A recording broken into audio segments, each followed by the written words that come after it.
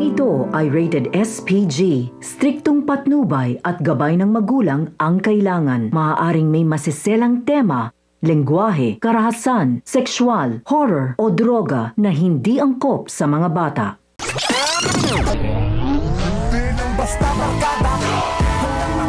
Sinamantala ni Marites ang pagkakataon na makatakas habang wala si Rigor sa bahay, kaya mabilis siyang nag-impake at agad na umalis. Ngunit hindi pa man siya nakakalayo ay biglang may humablot sa kanya at ito ay walang iba kundi si Rigor. Nagmakaawa si Marites na palayain siya, ngunit imbis na maawa ay lalo lamang nagalit si Rigor. Sinabihan niya itong traidor at sinampal ng malakas sa harap ng maraming tao. Naglulupasay naman sa iyak si Marites habang nanginginig sa takot.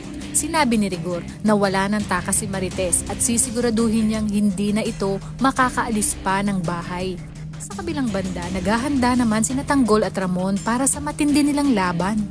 Nilinis nila ang kanilang mga armas at pinagplanuhan ang pagsalakay upang mailigtas si Don Julio bago pa man nga ito ilipat sa city jail. Sinabi ni Ramon na malaki ang utang na loob nila kay Ribas dahil ito ang nagbigay ng mga armas at pera upang maisakatuparan ang plano. Dagdag pa ni Ramon na pagkatapos nilang iligtas ang kanyang papa ay isusunod nilang ililigtas si Marites mula kay Rigor.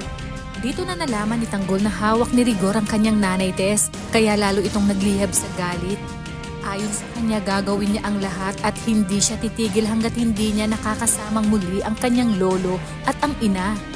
Ipinangako niya sa kanyang sarili na hindi sila babalik hanggat hindi buo ang kanyang pamilya. Habang nasa biyahe naman ang convoy ni na Don Julio ay biglang may malakas na pagsabog sa gitna ng daan. Lumabas si Tanggol at isa-isang pinabagsak ang mga kalaban. Nagkagulo ang mga pulis habang papalapit si Tanggol kay Don Julio. Ngunit hinarang siya ng dagdag pang tao ni Rigor. Habang nakikipagpatintero si Tanggol sa mga kapulisan ay unti-unting lumapit si Ramon kay Don Julio. Habang abala ang mga kalaban, isa ito sa kanilang plano para mabilis na maitakas si Don Julio. At di kalaunan ay nagtagumpay sila, si Tanggol sa harapan habang si Ramon naman ay sa likod. Ito ang diskarte at taktikang kanilang ginawa para tagumpay na maitakas sina Don Julio at Franco. Ngunit agad silang nasundan ng mga tauhan ni Miguelito na itimbre kasi agad ni Rigor na itinakas ni Ramon at Tanggol si Don Julio. Nagliliyab sa galit si Miguelito dahil sa may problema na nga siya sa City Hall, dumagdag pa ang pagtakas kay Don Julio. Ginawa lahat ni Miguelito para masukol ang sasakyan kung saan sakay sina Ramon at Tanggol kasama si Don Julio.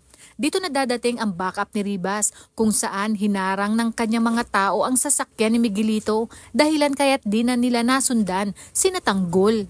Talagang hindi matatawaran ang katapatan at pagtulong na ginawa ni Ribas. Bukod pa doon, si Ribas din ang magbibigay sa kanila ng bagong mapagtataguan. Kaya labis ang kanilang pasasalamat dito.